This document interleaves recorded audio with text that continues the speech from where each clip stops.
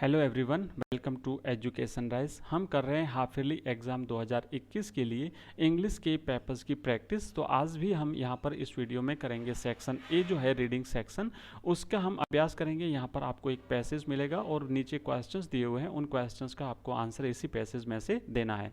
उसके बाद में फिर नीचे हम यहाँ पर ग्रामर के कुछ क्वेश्चंस देखेंगे। तो आपको ये जो दो सेक्शन है आज हम इसमें देखेंगे, एक तो ग्रामर वाला और एक हम पैसेज वाला। ओके, तो आइए सबसे पहले हम पैसेज से शुरू करते हैं। पैसेज को ध्यानपूर्वक पढ़ना है और फिर उसका आंसर्स क्वेश्चंस का जो है वो देना है।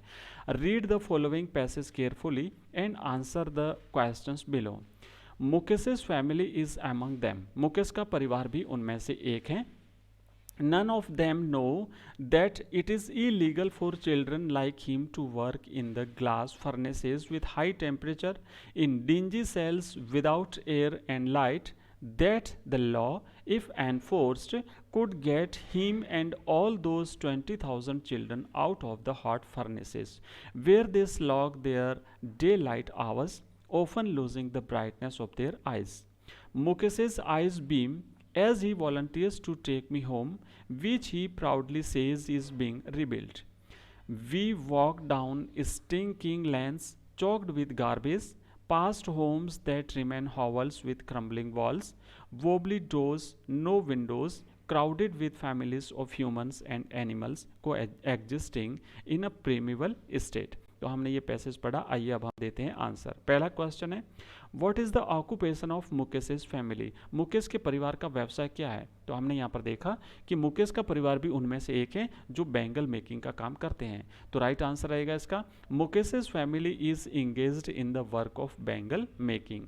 नेक्स्ट क्वेश्चन है, what is illegal for children. बच्चों के लिए इलीगल क्या है। तो हमने देखा कि बच्चों के लिए जो भट्टियाँ हैं, गर्म भट्टियाँ, उन भट्टियों में काम करना, और वो जो डिंजी सेल्स है ना, डर्टी सेल्स हैं, वहाँ पर काम करना उनके लिए इलीगल है। तो it is illegal for children to work in glass furnaces with high temperatures in dingy cells without air and light. Next question है, what would happen if the law was enforced strictly.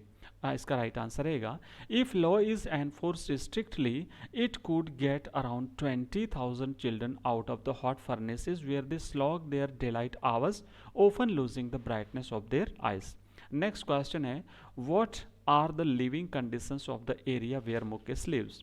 तो इसका right answer रहेगा, the area where Mukesh lives, यहाँ पर इसकी right spelling mistake लिखी हुई है, LIVES है। Okay, Mukesh lives has stinking lands choked with garbage, homes that remain hovels with crumbling walls, crowded with families of humans and animals.